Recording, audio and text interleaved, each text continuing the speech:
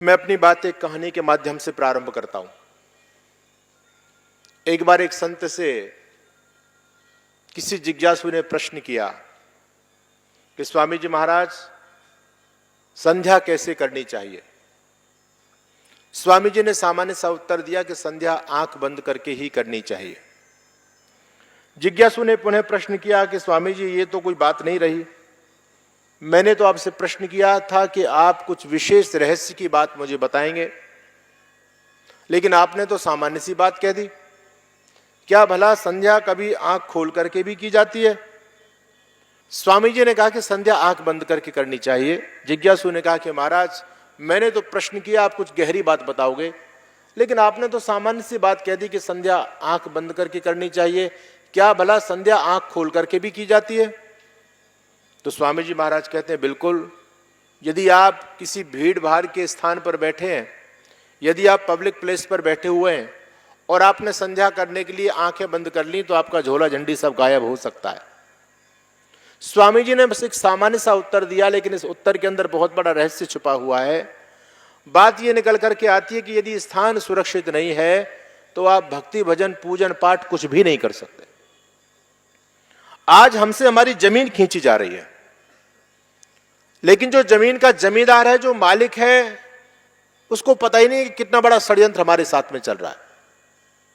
जो लोग इस देश में शरणार्थी बनकर के आए, जो लोग हमारी कृपा पर यहां पर पले बढ़े, आज वही जमींदारों से उनकी जमीनों को खींच रहे हैं और जमींदार आराम से चद्दर तान करके सोया हुआ है। मैं आज आपके बीच में उन ज्वलंत मुद्दों को उठाना चाहता हूं। हिंदू समाज बहुत गहरी निद्रा में है। हिंदू को यह नहीं पता कि आने वाले 20 साल का भारत क्या होने वाला है। आप कल्पना कीजिए, एक तरफ जिस देश में सर तन से जुदा के नारे लग रहे हों, एक तरफ जिस देश में गजबा हिंद की तैयारियां चल रही हों, और जिस देश में अनेक अलगाववादी विचारधाराएं जिस देश को खंड खंड में बांटने के लिए प्रयास कर रही हों। अभी हमारे खारिजी कह रहे थे, अकेला केवल वो खालिस्तान में खालिस्तान वाले आतंकवादी नहीं है, इस देश में ऐसे तमाम अलगाववादी गुट पैदा हो चुके हैं जो भारत को दोबारा से खंड खंड में विखंडित करना चाहते हैं। तो जब ऐसी विचारधाराएं देश में चारों तरफ से बढ़ती चली जा रही हैं, तो आप सोचिए कि 20 साल के बाद भारत की स्थिति क्या होने वाली है। इसलिए आर्य समाज आपको जगा रहा है आज। अगर आज आप लोग नहीं जग पाए तो जागना तो आपको पड़ेगा, ये पक्की बात है। या तो आज आप जग जाइए, नहीं तो आने वाले 20-30 साल के बाद में आपको पूरी रात जागर के अपनी बहन बेटियों की सुरक्षा के लिए आपको अपने हाथों में डंडे और हथियार लेकर के जागना पड़ेगा। इससे बेहतर है कि हम आज ही जाग जाएं।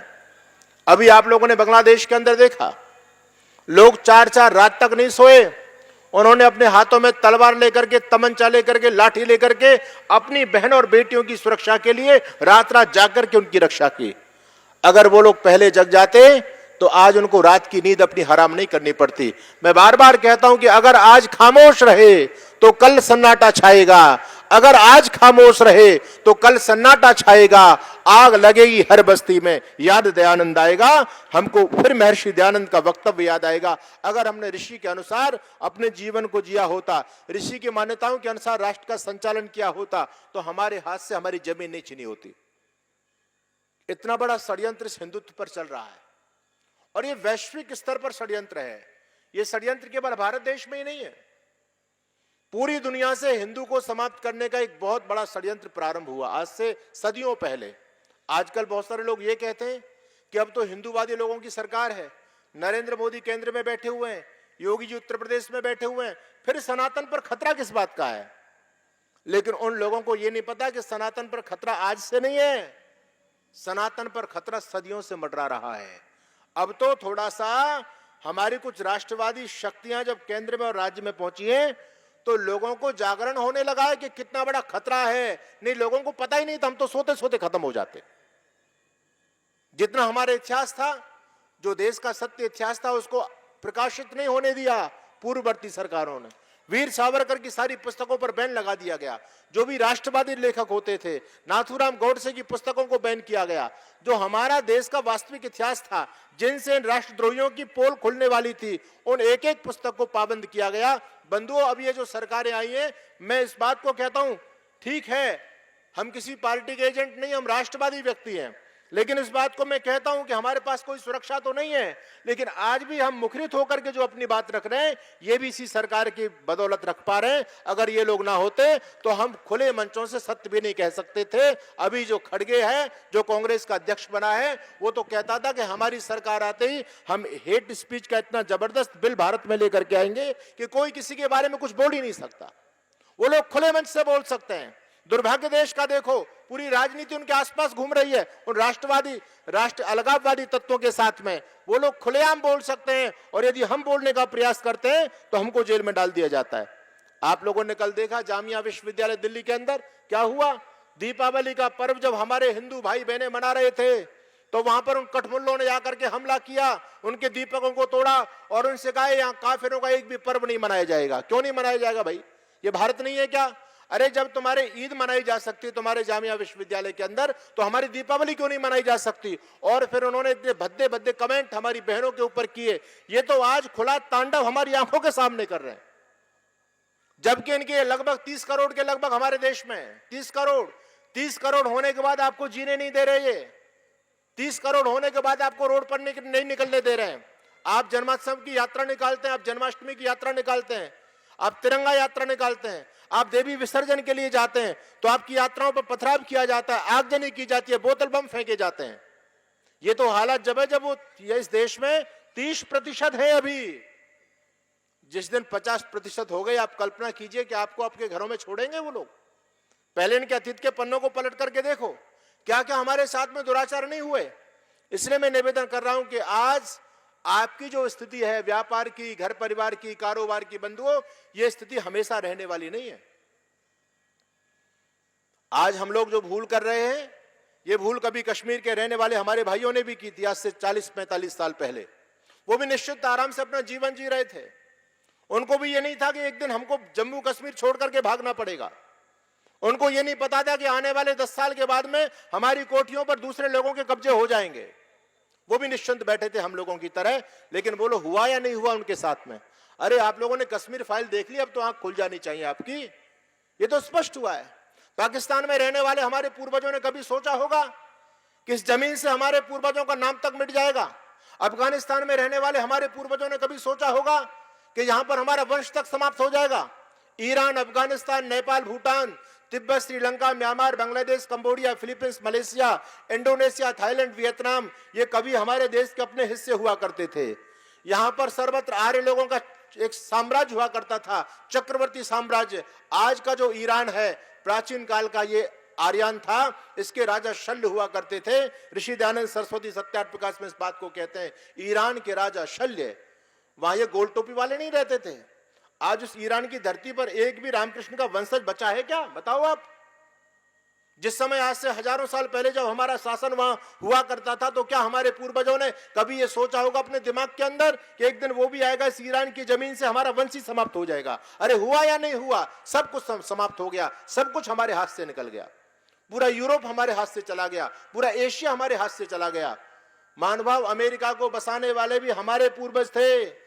आज भी अमेरिका के इतिहास में पढ़ाया जाता है कि इस देश के जो मूल निवासी वो रेड इंडियंस हैं, वो भी भारतीय हुआ करते थे। सारी संस्कृतियां यहां से निकली हैं। सारी संस्कृति प्रथमा विश्ववारा, हमारे भारत की संस्कृति से ही सारी संस्कृतियां पल्लवित हुई हैं। हम दुनिया के जन्मदाता हैं। दुनिया में ज्ञान विज्ञान फैलाए परंपराएं बढ़ी हैं, तो वो भारत देश से बढ़ी हैं। लेकिन आज हम पर विधर्मी लोगों की गिद्ध दृष्टि लगी हुई है। आज आपको जागरूक होने की आवश्यकता है। बहुत बड़ा प्रोग्राम इस धरती पर चल रहा है कि कैसे हिंदू जाति को समाप्त किया जाए। हिंदू सोया हुआ है, चारों तरफ से शिकारी लोगों ने अपना जाल बिछा दिया आपको फंसाने के लिए। हिंदू को कोई फर्क ही नहीं पड़ रहा है, वो तो अभी भी निश्चिंत बैठा है। और हमारे देश में भी हमारे आदरणीय डॉक्टर साहब बहुत अच्छी बात कह रहे थे। इसमें कोई संदेह नहीं है कि हमारी देश की मिट्टी, हमारी भारत माता वीर प्रसूतनी है। अरे जब जब हम पर संकट आया, इस पगड़ी ने बलिदान दिया, वीरों ने मस्तक चढ़ा दिए, अपने प्राणों का दान किया। कुछ को आरे से चिरवाया, कुछ को रुई से जलवाया, कुछ सूली ऊपर टांग दिए, कुछ दीवारों में चिनवाए। वो गर्म तवा पर चढ़े किंतु निज सत्य पंथ से डिगे नहीं, और पुर्जा पुर्जा कट गए मगर मुगलों के आगे झुके नहीं। ये हमारे पूर्वजों का अतीत है। ये भारत कल जगत गुरु था, सारी दुनिया पूज रही थी, भारत के गौरव की गाथा भूमंडल में गूंज रही थी। रक्त रंगी है बलिदानों से कण कण मिट्टी हिंदुस्तानी, घर घर में गाई जाती है हाड़ा रानी की कुर्बानी। कुर्बानी की अमर कथा है बप्पा रावल राजस्थानी, और नहीं मरेगा आला उदल गोरा बादल वाला पानी। हमने कभी सिकंदर वाले रथ को वापस मोड़ दिया था, हमने 16 बार पकड़कर गौरी जिंदा छोड़ दिया था। यहां शिवाजी ने मां जैसा मान दिया था गौहर को भी, कूद पड़ी थी अंगारों में जहां पद्मिनी जौहर को भी। सीता जी के सत के आगे धरती को फटते देखा था, और राम धनुष के डर के आगे सागर भी हटते देखा था। हम इतिहास बदलने निकले तो भूगोल बदल जाता था, और हमारा श्याम कन्हैया नागों के फन पर गाता था। लेकिन जाने अनजाने में भूलें कर बैठे हैं भारी, लेकिन जाने अनजाने में भूलें कर बैठे हैं भारी, और उन भूलों के परिणामों से आज दुर्गति हुई हमारी। बंधु, हमारे जो पूर्वज थे वो दुनिया के सबसे महानतम, शक्तिशाली और विद्वान लोग थे, लेकिन आज उनकी संतानें अपने पूर्वजों के गौरव गुमान को, अतीत को भूल चुकी है। मैं अपने पूर्वजों को, उन अतीत को आपको याद दिलाना चाहता हूं। अगर आप अपने पूर्वजों के पुण्य प्रताप को स्मरण करें तो आप आने वाले संकट से बच सकते हैं। मैं निवेदन आप लोगों के बीच में कर रहा था, 4 प्रबल शत्रु इस हिंदुत्व को खत्म करने के लिए दुनिया में काम कर रहे हैं। 4 हैं आपके दुश्मन, लेकिन आपको पता है कि 4 दुश्मन आपके पीछे लगे हुए हैं। पहला दुश्मन है इस्लाम, जिसका एक ही टारगेट है, इस धरती पर किसी भी काफिर को जिंदा नहीं छोड़ेंगे। खुलेआम इस बात को कह रहे हैं, और उन्होंने पूरा काम शुरू कर दिया। इस देश में इस्लाम के मानने वाले लोगों का एक संगठन काम कर रहा है जिसका नाम है जमीयत उलेमा हिंद। जमीयत उलेमा हिंद का प्रेसिडेंट है मौलाना मदनी।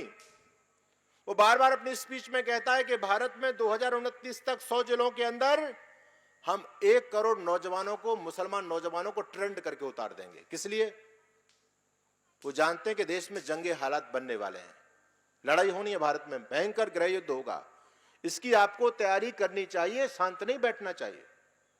उन लोगों की पूरी तैयारी है। अभी आपने उदयपुर के अंदर देखा, एक देवराज नाम का हिंदू बच्चा था, 10वीं क्लास में पढ़ने वाले बच्चे, वो मुसलमान भी थे और हिंदू भी थे। जब आपस में बच्चों की कहासुनी हो गई एक मुसलमान लड़के के साथ में देवराज की, तो उस मुसलमान लड़के ने अपने बैग से चाकू निकाल करके उस हिंदू लड़के देवराज को गोद दिया, खत्म कर दिया उसको। उनके बच्चे तो स्कूलों में भी चाकू लेकर के जा रहे हैं। सोचिए आप कहां, किस भ्रम में बैठे हुए हो। उनके बच्चे स्कूल के अंदर भी हथियार लेकर के जा रहे हैं, और हमारे घरों में फटा बांस का डंडा तक नहीं है। आप क्या करोगे? कैसे अपनी संस्कृति और संतति को बचाओगे? इसलिए मैं कहता हूं, भयंकर गृह युद्ध है, किसी भी कीमत पर टलने वाला नहीं है। अब तो आपको तैयारी करनी पड़ेगी। कब तक आप डर करके भागोगे इन लोगों से? बताओ।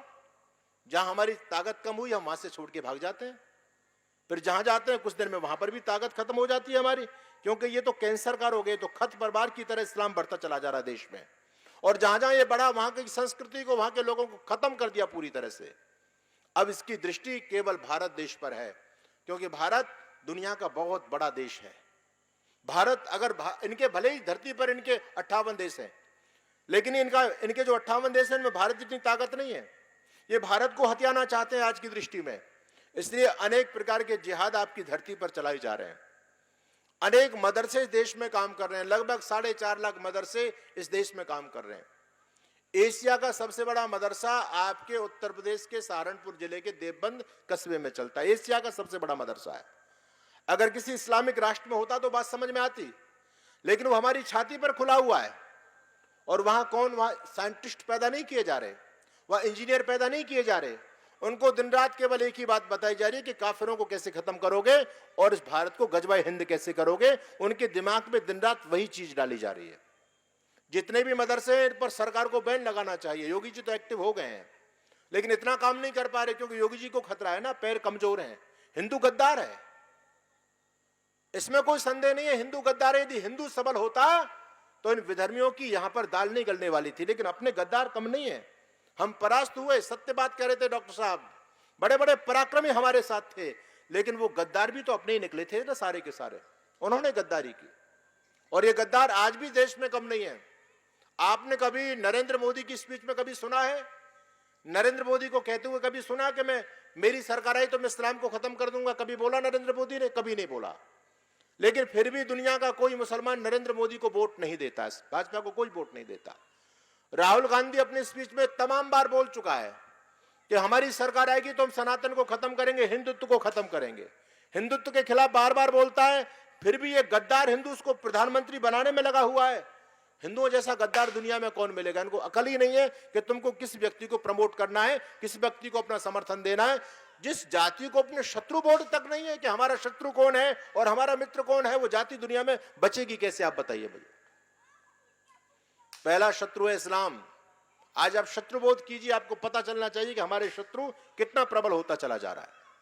इस्लाम, जिसके 4.5 लाख मदरसे देश में काम कर रहे हैं, अगर एक मदरसे से साल में एक प्रचारक तैयार होता है तो उनके लाखों प्रचारक साल में तैयार हो जाते हैं। लाखों जमातें इस देश में काम कर रही हैं उन लोगों की। अनेक इस्लामिक संगठन इस देश में काम कर रहे हैं। दिन रात एक ही उद्देश्य है कि भारत को जल्दी से जल्दी कन्वर्ट किया जाए, चांद सितारे के रंग में रंगा जाए। संसद भवन पर और लाल किले की प्राचीर पर चांद सितारों का झंडा जल्दी से जल्दी फहराने के लिए प्रयासरत हैं। पीएफआई की फाइलें खुल चुकी हैं। पहले उनका टारगेट बहुत नजदीक था, लेकिन लोग कुछ जगह, कुछ राष्ट्रवादी लोग जब संसद तक पहुंच गए तो बंधुओं, उनका मिशन बंद नहीं हुआ है। एक बात मैं कह देता हूं, बार बार अपने प्रवचन में कहता हूं, आज जो देश की समस्याएं हैं, इन समस्याओं का समाधान सरकारों के पास में नहीं है। नरेंद्र मोदी के आने से समस्या का समाधान नहीं हुआ, योगी जी के आने से समस्या का समाधान नहीं हुआ। मैं योगी जी की नीयत पर प्रश्न चिन्ह खड़ा नहीं कर रहा हूं। मैं जानता हूं कि योगी जितना ईमानदार मुख्यमंत्री ना आज तक कभी हुआ, ना आगे कभी होगा, उस पर हमको गर्व है। लेकिन जो देश की, उत्तर प्रदेश की समस्या है, क्या उस समस्या का समाधान हो पाया? समस्या को केवल दबाया गया है। लोग अवसर की तलाश में हैं। कब तक बाबा जी गद्दी पर रहेंगे? बाबा जी तो बहुत जल्दी हटने वाले हैं भाई। बाबा जी का वोट बैंक तो रोज कम हो रहा है। देश में लोकतंत्र है, जिसकी ज्यादा वोटें होंगी, इन बच्चों को रोके, बच्चे जो शरारत कर रहे हैं, देश में जिनकी ज्यादा वोटें होंगी उसकी सरकार बनेगी। आपका वोट बैंक रोज गिरता चला जा रहा है, उनका वोट बैंक रोज बढ़ता चला जा रहा है। फिर आप आने वाले समय में मोदी को कहां से प्रधानमंत्री बनाओगे, योगी को कहां से मुख्यमंत्री बनाओगे? सोचिए, आप चिंतन कीजिए। आज हम इन चीजों पर ध्यान नहीं दे पा रहे हैं। इसलिए मेरा निवेदन, पहले शत्रुबोध आपको होना चाहिए। आज भी बहुत सारे सेकुलरिज्म का पाठ राग अलापने वाले लोग आपको अभी भी सुलाना चाहते हैं, आज भी प्रेम और भाईचारे की बात करते हैं। अरे कभी हमारा प्रेम और भाईचारा संभव ही नहीं हो सकता। दुनिया में विचारों से रिश्ता होता है, खून का रिश्ता कुछ भी नहीं होता, विचारों का रिश्ता। अगर आपस में परिवार के 4 सदस्यों में विचार नहीं मिलते तो वो भी अलग हो जाते हैं। हमारी विचारधारा में बिल्कुल उल्टा, जमीन आसमान का फर्क है। और कब भाईचारा संभव रहा? आप सोचो, इस देश में जमीनों की कमी नहीं थी, लेकिन जितने बर्बर आतंकवादी इस देश को लूटने के लिए आए, सबने आपके मंदिरों को तोड़ा है, मंदिरों को तोड़ा। आपने कभी सोचा है?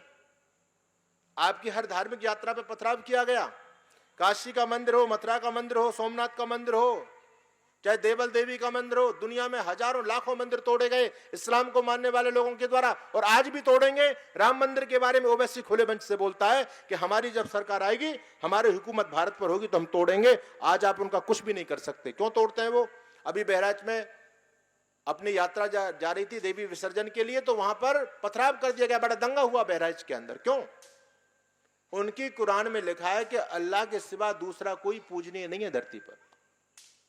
अल्लाह के सिवा किसी दूसरे की पूजा हम नहीं होने देंगे।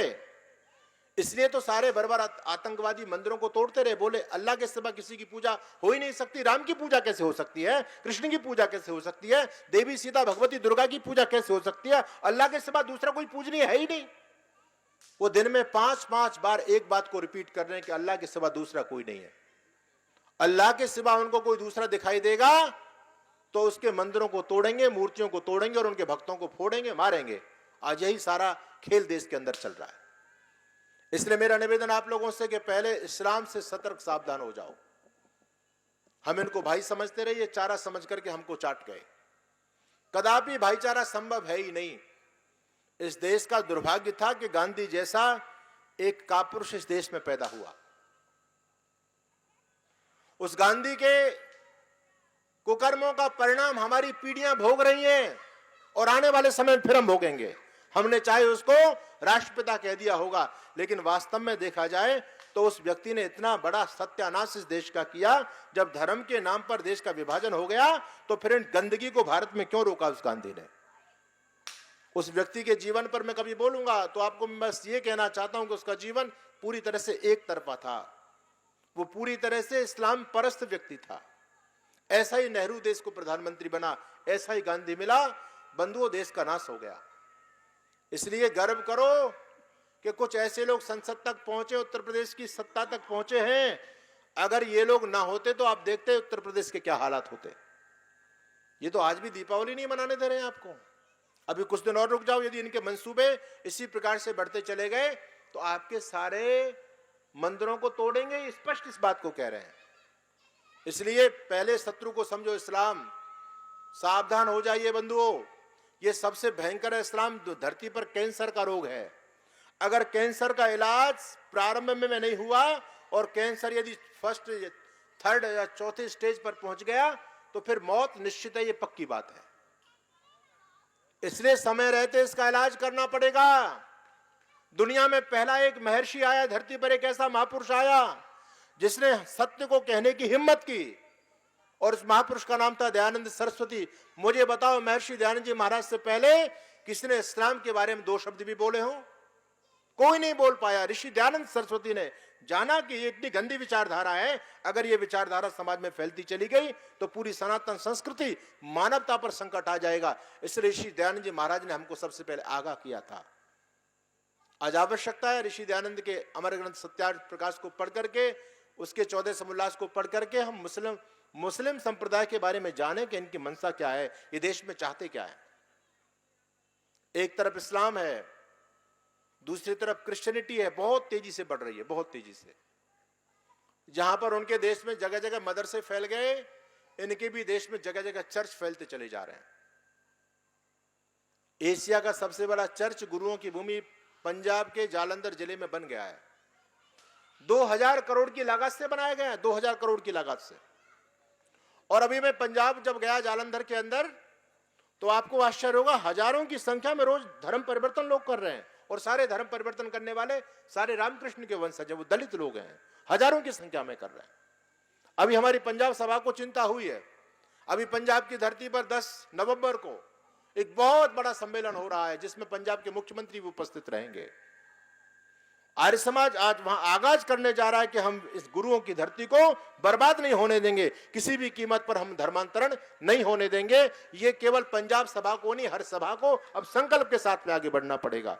मैं आपके गौतम बुद्ध नगर के जिला कार्यकारिणी का धन्यवाद करता हूं। हमारे प्रधान जी आदरणीय डॉक्टर राकेश जी और हमारे खारी जी बता रहे थे कि आप किस प्रकार से काम कर रहे हैं। अरे ये अग्नि हमारे अंदर जलनी चाहिए यदि इस राष्ट्र को बचाना चाहते हो तो।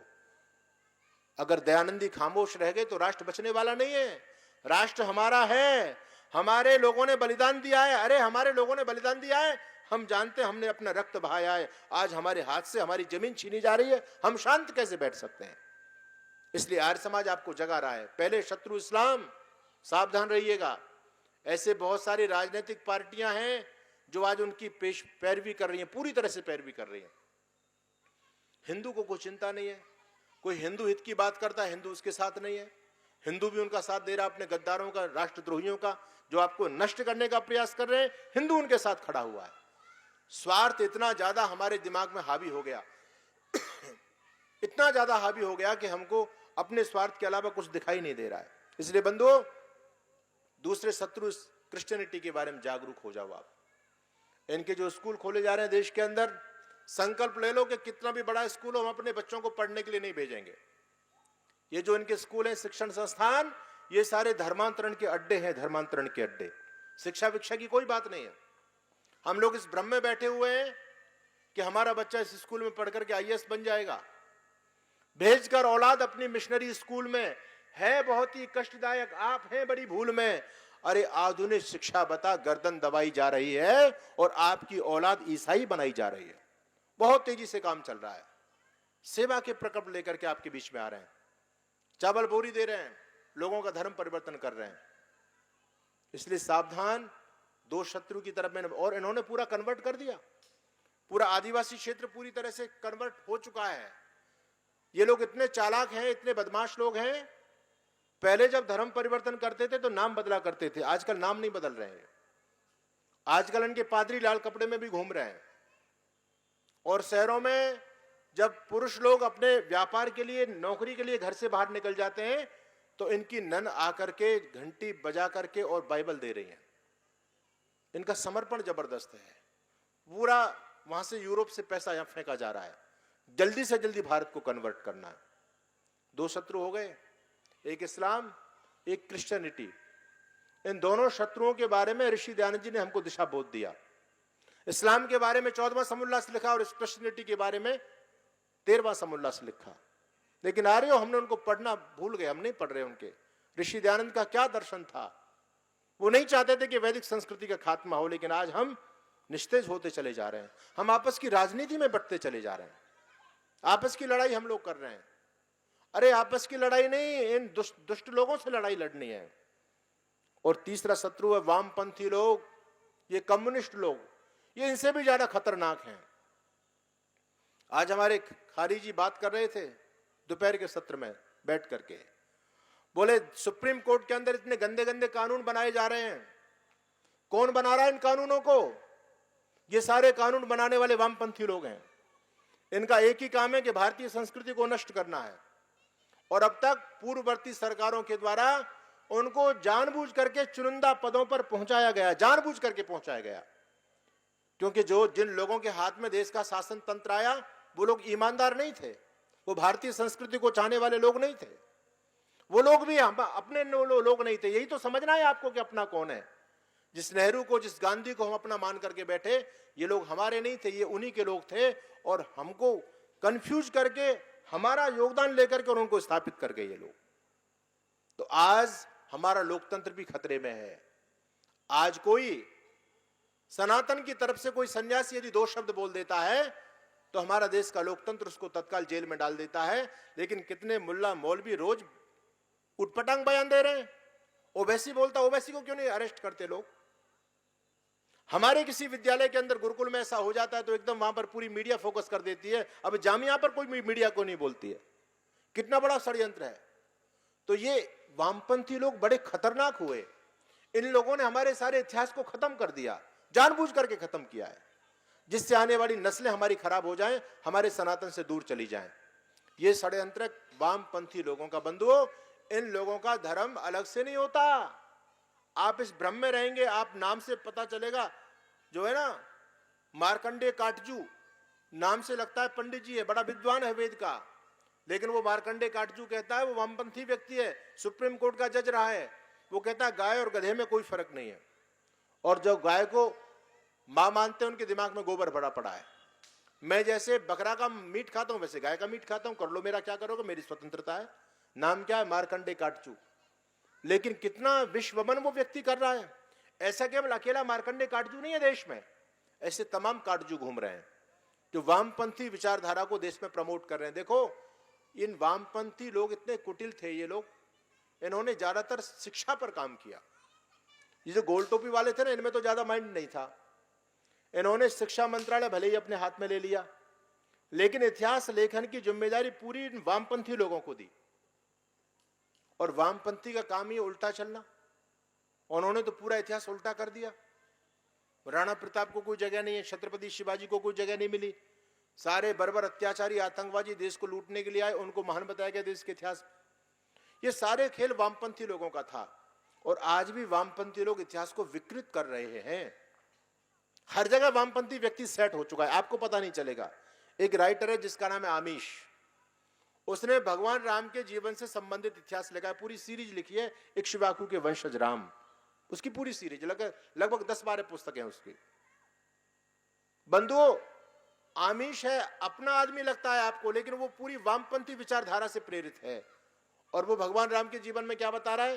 वो कहता है कि राम सूगर का मांस खाते थे, जंगल से सूगर को मार के लाते थे, हिरण को मार के लाते थे, सीता जी उनके लिए मांस पकाया करती थी आदि। उसमें बहुत सारी अनर्गल बातें उस आमिश ने लिखी हैं। ये एक षड्यंत्र है आपके महापुरुषों को कलंकित करने का, बदनाम करने का। जैसे पहले सीरियल बना देश में, रामायण का सीरियल बना, रामानंद सागर ने बनाया। मैं मानता हूं कि उसमें पाखंड था, लेकिन फिर भी उसके जो पात्र थे वो बड़े पवित्र हुआ करते थे। उन्होंने जो अपने रोल अदा किए उनमें भारतीय संस्कृति झलकती थी। आज भी यदि मार्केट में मां सीता का चित्र ढूंढोगे तो उसी देवी का चित्र मिलेगा जिसने सीता का रोल किया था। आज भी अरुण गोविल कहीं मिल जाए तो लोग उनके पैर छू लेते हैं, बोले ये राम बने थे, और वास्तव में उन्होंने जब अपना रोल अदा किया तो पूरी ईमानदारी के साथ में किया। उस राम को देख करके, उस रामायण को देखते ही लोग हाथ जोड़ करके खड़े हो जाते थे टीवी के सामने। वो रामायण में भले ही पाखंड था, लेकिन उस रामायण से हमारे बच्चे राम और कृष्ण और सीता के प्रति श्रद्धान्वित होते चले जा रहे थे, अपनी संस्कृति से जुड़ रहे थे, राम और मां सीता पर प्रेम करने वाले लोग थे। लेकिन इन लोगों ने सोचा, वामपंथी लोगों ने, कि ऐसे तो ये हिंदू सनातन धर्म नष्ट नहीं होगा। रामानंद के सीरियल को देख करके तो कोई हिंदू बालक विधर्मी नहीं बनेगा, वो राम के और सीता के प्रति अपनी आस्था रखेगा, हनुमान के प्रति अपनी आस्था रखेगा।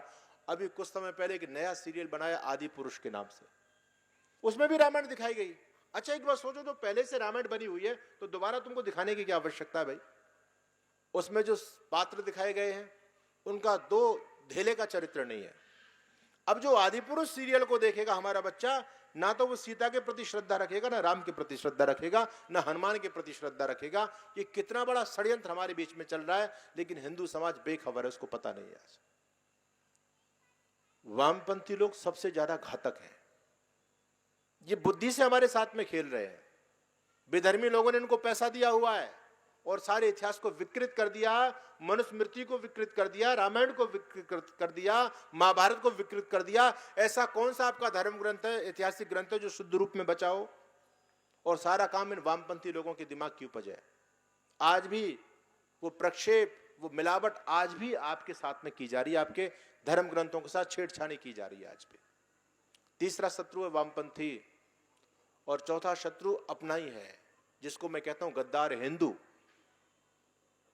जिसको केवल अपना स्वार्थ दिखाई दे रहा है, जो आज भी जयचंद बना हुआ है। जयचंद, आज इस देश में जयचंदों की कमी नहीं है। आज भी यदि कोई ऐसा दंगा हो जाता है तो वहां पर उनके समर्थन में हिंदू समाज के लोग पहुंच रहे हैं। आपने देखा मेवात में जो भी दंगा हुआ तो हिंदू हिंदू के साथ नहीं, हिंदू उनके साथ में खड़ा है, उन कठमुल्लों के साथ में, कहता है कि हम गंगा जमनी तहजीब को समाप्त नहीं होने देंगे। आप उन हिंदुओं को क्या बोलोगे? आप हिंदू बोलोगे उनको? उनके अंदर रामकृष्ण का रक्त है, मुझे तो संदेह है उनके हिंदू होने पर। जो हिंदू हिंदू के साथ नहीं खड़ा हुआ है, जो हिंदू हिंदू का दुश्मन बना हुआ है, वो किस बात का हिंदू है?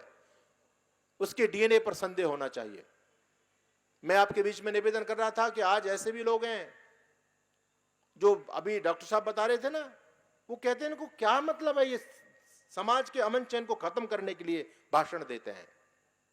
ये साधु सन्यासी, इनको भजन करना चाहिए, ये समाज के वातावरण को खराब कर, इनको अरेस्ट करना चाहिए।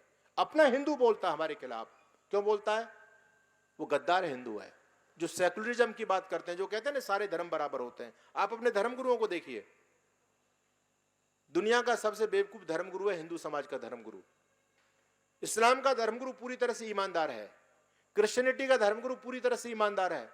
आपने कभी किसी मुल्ला मौलवी को ये कहते हुए नहीं सुना होगा कि सारे धर्म बराबर होते हैं, सारे धर्म अच्छे हैं, सारे रास्ते एक तरफ जाते हैं। आपने किसी फादर को ये कहते हुए नहीं सुना होगा कि सारे धर्म बराबर होते हैं। लेकिन आपके हिंदू लोग बोलते हैं इस बात को, बोलते हैं सारे धर्म बराबर हैं, सारे रास्ते एक तरफ ही जाते हैं। रास्ते तो अलग अलग हैं, लक्ष्य सबका एक। अरे भले आदमी, तूने कुछ पढ़ करके देखा नहीं? सुनी सुनी बातों को, घिसी पिटी बातों को लोग बोल रहे हैं। मैं एक धर्म संसद के अंदर चला गया, वहां सभी धर्मों के प्रतिनिधि थे, वहां मौलवी साहब भी थे, वहां पादरी भी थे, और हमारे हिंदू में जितने भी मतपंथ चलते हैं सबके धर्मगुरु वहां पर विद्यमान थे। आश्चर्य की बात थी कि मौलवी और पादरी तो ज्यादा नहीं थे, ज्यादातर मतांतर तो हमारे हिंदू समाज में ज्यादा चल रहे हैं। मुसलमानों में कहां है? उनका तो एक ही मत है इस्लाम, क्रिश्चियनों का एक ही मत है। हमारे यहां तो मत में से मत निकल पड़े हैं। तो हमारे मतांतर के सारे धर्मगुरु थे। हिसार के अंदर धर्म सम्मेलन था, मुझे भी जाने का अवसर मिला। आर्य समाज कोई मत पंथ तो नहीं है। हमने कहा भैया आप आर्य समाज को मत पंथ मान करके मुझे मत बुलाओ, मैं तो सनातन का प्रचारक हूं, आप सनातन का धर्मगुरु मान करके मुझे बुलाइए। अस्तु मैं उस कार्यक्रम में पहुंचा और मैं देख करके हैरान रह गया। वहां सब लोग एक ही सेंटेंस को रिपीट कर रहे हैं, सारे लोग, सारे के सारे लोग। मुल्ला जी भी कह रहे हैं कि राजनीति हमको लड़ा रही है, हमारा धर्म भी अमन चैन की बात करता है, सारे धर्म एक जैसे होते हैं। फादर भी ये बोल के जा रहा है, हिंदू के सारे धर्मगुरु ये बोल के जा रहे हैं। किसी धर्मगुरु में हिम्मत नहीं थी कि जो सच्चाई वहां प्रस्तुत कर सके। बाद में मैं लेट भी पहुंचा और मेरा नंबर सबसे बाद में था, अध्यक्ष के भाषण से पहले। और मैं तो ऋषि दयानंद का अनुयायी हूं। मुझे जब अवसर मिलता है तो मैं धड़ल्ले से अपनी बात को रखता हूं। मैंने कहा कि सर्वधर्म संभाव जो शब्द है, यही इस बात को बता रहा है कि धर्मों में ये मत मतांतर लड़ा रहे हैं आपस में, इसलिए आज आपको संभाव रखने के लिए सबको एकत्रित होना पड़ा है। दूसरी बात, अभी मौलाना साहब कह के गए कि हमारा इस्लाम पीस की बात करता, अमन चैन की बात करता। मैंने कहा मैं मौलाना साहब से पूछना चाहता हूं कि तुम्हारे कुरान के अंदर काफिर किसे कहा गया है? मौलाना समझ गया, घबरा गया, बोले यार समाजी है, ये हमारी बख्या उधेड़ देगा। मैंने कहा मौलाना साहब बोलो, आपके यहाँ काफिर है या नहीं? बोले है। मैंने कहा किसे कहते हैं काफिर? मैंने कहा आपको बताने में दिक्कत होगी, मैं बताता हूं। आपकी मान्यता के अनुसार काफिर उसे कहा जाता है जो मोहम्मद को ना माने, जो कुरान पर अपना विश्वास ना रखे, अपना ईमान ना रखे, मोहम्मद को ना माने, वो काफिर है। बोले है या नहीं ऐसा? बोले हाँ है।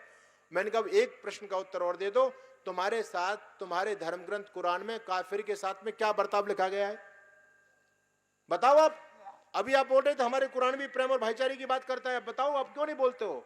अरे तुम्हारे कुरान में लिखा है कि काफिर को धरती पर जिंदा नहीं रखना है, ये सच्चाई क्यों नहीं बोलते? और हमारे सारे धर्मगुरु कापुरुष बैठे हुए हैं, इनमें हिम्मत नहीं है बोलने की। मैंने हिम्मत की बोलने की, और आपको आश्चर्य होगा, मेरे बाद जितने भी सनातन के धर्मगुरु बैठे थे सारे मेरे पास में आए और उन्होंने कहा कि स्वामी जी आपने गजब कर दिया। मैंने कहा तुम डूब मरो तुम। अरे भले आदमी इतनी बड़ी संख्या में, फिर भी तुम सच्चाई नहीं बोल पा रहे हो। तो बात यह है कि हमें दम नहीं रही, हमें ताकत नहीं रही कहने की, हम भी एक गलत ट्रैक पर चले गए। सत्य को सत्य कहने की हिम्मत। देखो समाज में आज अधर्म क्यों बढ़ रहा है, आज गलत लोग क्यों बढ़ रहे हैं? क्योंकि हमने गलत का प्रतिकार करना बंद कर दिया है। मुझे क्या और तुझे क्या। समाज में कोई गंदगी हो रही है, लोग अपनी आंखों को एक तरफ करके अपने घर में घुस जाते हैं। बोले यार क्या मतलब है यार, जो कर रहा है करने दो, हमको क्या मतलब है। ये हमारे पतन का सबसे बड़ा कारण। आज हमारे मंचों पर हमारे भगवानों की वेशभूषा धारण करके हमारे बेटे और बेटियों को नचाया जा रहा है, और इतना गंदा उनकी भाग भंगिमाएं होती हैं। यहां तक है कि वो भगवान कृष्ण और मां रुक्मणी के रूप में आपस में एक दूसरे का आलिंगन करते हैं, चुंबन करते हैं, और हम बेशर्म देखते रहते हैं, ताली बजाते रहते हैं। अरे कुछ उनके महापुरुषों के बारे में करके देखे कोई? तो हम गलत का प्रतिकार नहीं कर पा रहे। एक बेटी के साथ कोई जिहादी दिल्ली के अंदर हुआ ना, एक लड़की थी हिंदू की, उसको कुचल करके डाल गया पत्थर और चाकू पर चाकू मारे, और लोग वीडियो बनाते रहे। गलत का प्रतिकार करने की हमारी मानसिकता खत्म हो गई है। अगर बचना चाहते हो तो चोर को चोर कहने की हिम्मत रखो, तब आप बच पाओगे। हम चोर को साहूकार कर रहे हैं, चोर चोरी कर रहा है, बदमाशी कर रहा है, वहां से मैदान छोड़ करके भाग रहे हैं। बंधुओं बचने वाले नहीं। इसलिए ऋषि दयानंद कहते हैं मनुष्य को कहना, जो मननशील होकर के स्वात्मवत अन्यों के सुख दुख हानि लाभ को समझे, अन्यायकारी बलवान से भी न डरे और धर्मात्मा निर्बल से भी डरता रहे।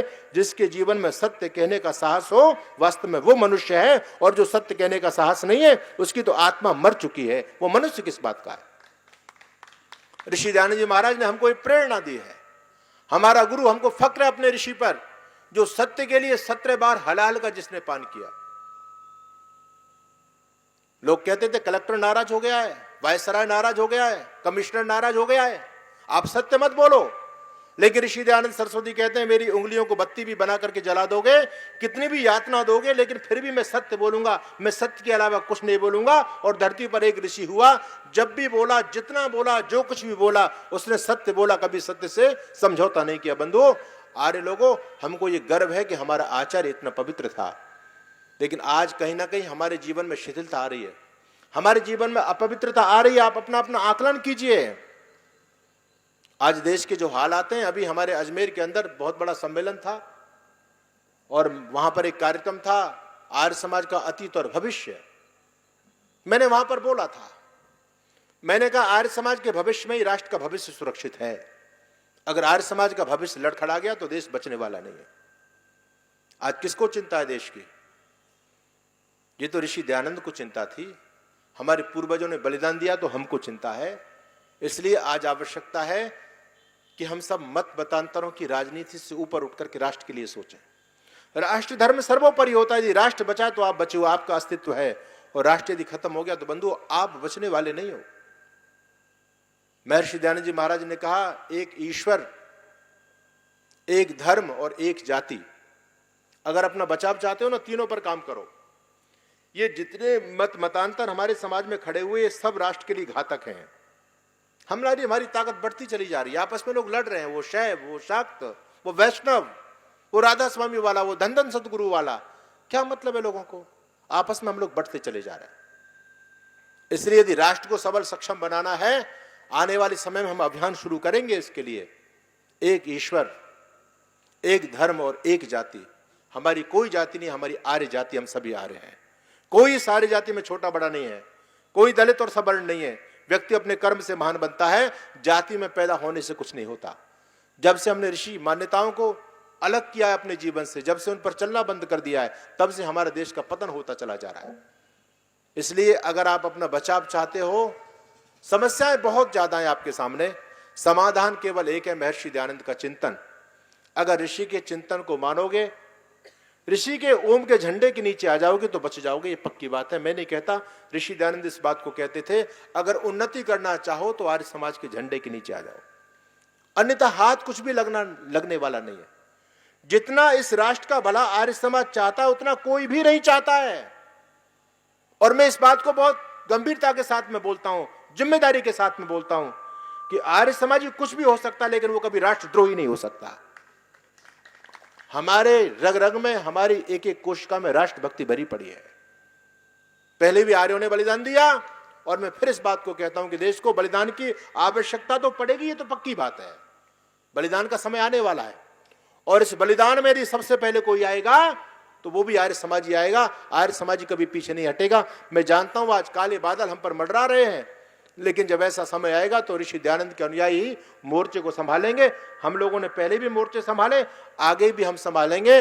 और जहां जहां आर्य समाजियों के हाथ में बागडोर रही है, नेतृत्व रहा है, वो नेतृत्व सफल रहा है। और जहां किसी भी आंदोलन की बागडोर आर्य समाज की, आर्य समाजी साधु संन्यासियों के हाथ में ना होकर के दूसरे लोगों के हाथ में चली गई, वहां पर आंदोलन फ्लॉप हो गया, खत्म हो गया।